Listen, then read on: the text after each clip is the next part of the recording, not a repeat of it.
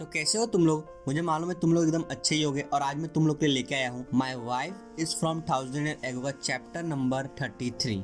अगर आप लोग ने पिछला चैप्टर देखा होगा तो आप लोग को मालूम ही होगा सुचिन और लियांगजी के बीच में झगड़ा हो जाता है और वेंगजी उन दोनों को किसी तरीके से शांत कर देता है। फिर वेंगजी की गर्लफ्रेंड वहाँ पे आ जाती है और वो लोग केक काटने की तैयारी कर रहे होते हैं। अब उसके आगे चैप्टर की स्टार्टिंग में हमें जिंग को दिखाया जाता है। जिंग के हाथ में एक केक का पीस होता है और चारों तरफ केक उड़ रहा होता है और जिंग की आंखों में दिख रहा होता है वहाँ पे जितने भी लोग होते हैं वो एक दूसरे को केक फेंक के मार रहे होते हैं। फिर हमें बताया जाता है ये सब होने से कुछ देर पहले क्या हुआ था। तभी हमें बताया जाता है सुचिन जिंग का हाथ पकड़ के बोल रहा होता है कि तुम मेरे साथ आओ इधर, और सुचिन जिंग को सोफा के नीचे बैठा देता है और कह रहा होता है तुम इधर बैठे रहना और बिल्कुल हिलना मत और बाहर बिल्कुल भी मत आना जब तक कि मैं तुझे बुलाऊं ना। मैं थोड़ी देर में आ रहा हूँ और तेरे लिए मैं बहुत बड़ा केक का पीस लेके आऊंगा खाने के लिए। नेक्स्ट सीन में जिंग टेबल के नीचे से सबको देख रही होती है और बहुत ज्यादा खुश लग रही होती है और अपने मन में कह रही होती है केक मुझे तो मालूम नहीं कि वो किस तरीके से टेस्ट करता होगा और मुझे यहाँ पे छुपना क्यों पड़ रहा है। जब केक खाने का टाइम हुआ तो लगता है कि केक खाने से पहले ये सब एक नियम है जो मुझे फॉलो करना पड़ेगा। फिर हमें दिखाया जाता है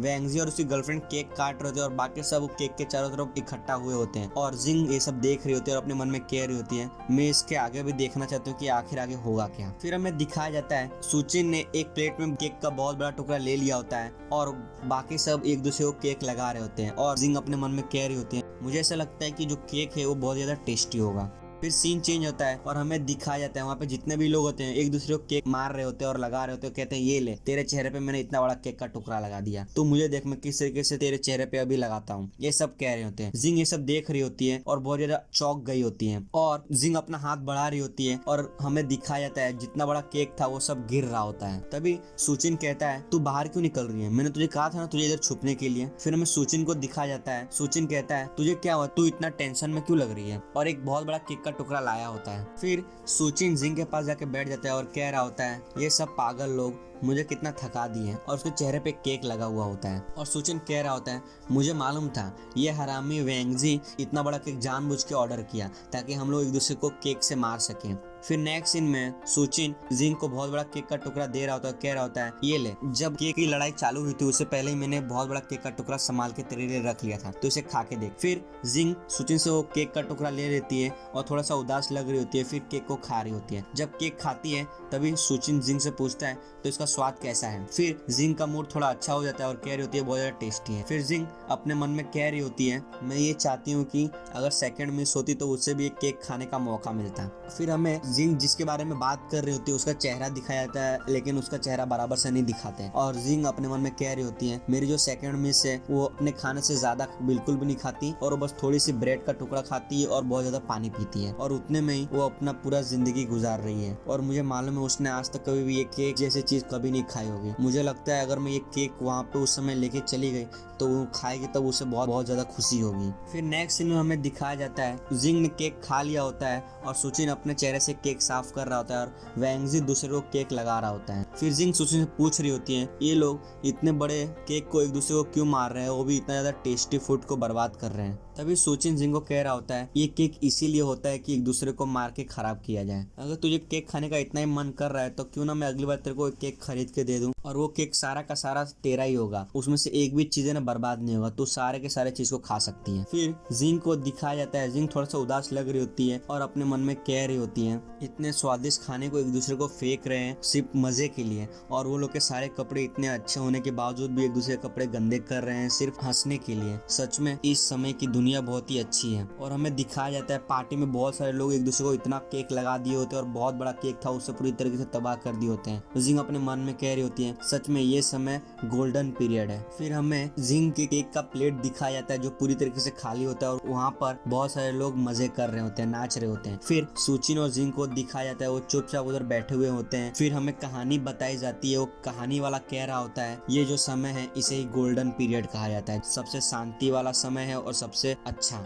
जिस समय में सबका पेट भरा हुआ होता है, सबके पास अच्छे कपड़े होते हैं, घर होते हैं, खाने के लिए खाना भी होता है। नेक्स्ट सीन में हमें सुचिन को दिखाया जाता है सुचिन और जिंग चुपचाप उधर बैठे हुए होते हैं और सुचिन जिंग को कह रहा होता है ऐसा लगता है वो लोग रुक गए हैं अब वो लोग एक दूसरे को केक नहीं लगा रहे। ये सही समय हम लोग अभी बाहर निकल सकते हैं, छुपने की जरूरत बिल्कुल भी नहीं है। मैं अभी बाथरूम जा रहा हूँ अपने चेहरे को साफ करने के लिए, तुम चाहो तो तुम अभी घर निकल सकती हो। नेक्स्ट सीन में सुचिन चला गया होता है बाथरूम और जिंग उधर बैठी हुई होती है। तभी हमें लियांगजी की आवाज आती है। वो कह रहा होता है, भाभी आप इधर अकेले बैठी हुई हो क्या? सुचिन आपको इधर अकेला छोड़ के कहीं पे चला गया है क्या? तभी लियांगजी जिंग के पास आके बैठ जाता है और कह रहा होता है, तुम्हारा नाम क्या है? क्यों ना हम दोनों एक दूसरे को जान ले। तभी जिंग लियांगजी को कहती है, मैं तेरे साथ बात बिल्कुल नहीं करना चाहती हूँ, तू यहाँ से चला जा। तभी लियांगजी जिंग को कह रहा होता है, आपको इतनी बुरी तरीके से बात करने की जरूरत नहीं है। क्या मेरे भाई सुचिन ने आपको कहा था कि मेरे साथ ऐसे बात करने के लिए? तभी लियांगजी जिंग को घूर रहा होता है, कह रहा होता है, तुम तो बिल्कुल एकदम साफ सुथरी लग रही हो, लगता है कि किसी ने केक लगाया नहीं। और क्या तुमने पार्टी को बिल्कुल भी एंजॉय नहीं किया? तभी लियांगजी अपने कपड़े पे से केक अपनी उंगली में लगा लिया होता है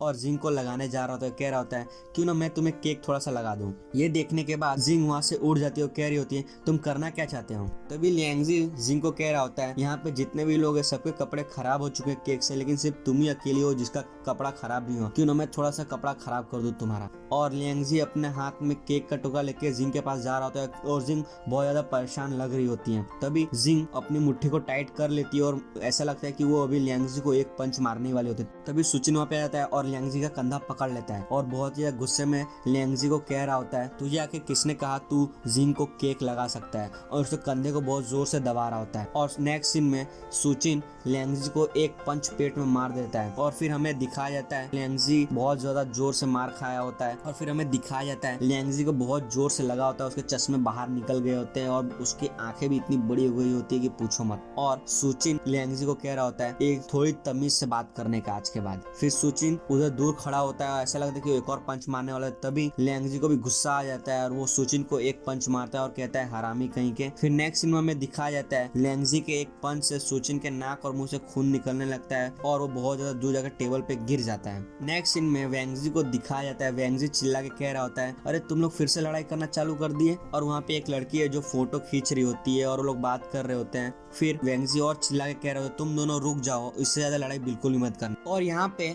चैप्टर 33 खत्म होता है। अब हम लोग को अगली बार मालूम चलेगा कि उस लड़ाई में जीता कौन, लियांगजी जीता या सुचिन। ये देखने के लिए आप लोग को इस चैनल को सब्सक्राइब करके ही जाना है, ताकि मैं जब भी अगला एपिसोड अपलोड करूंगा तो आपको सीधा नोटिफिकेशन मिल जाएगा। अब हम लोग मिलेंगे my wife is from 1000 year ago chapter number 34 में। तब तक के लिए टाटा और बाय बाय।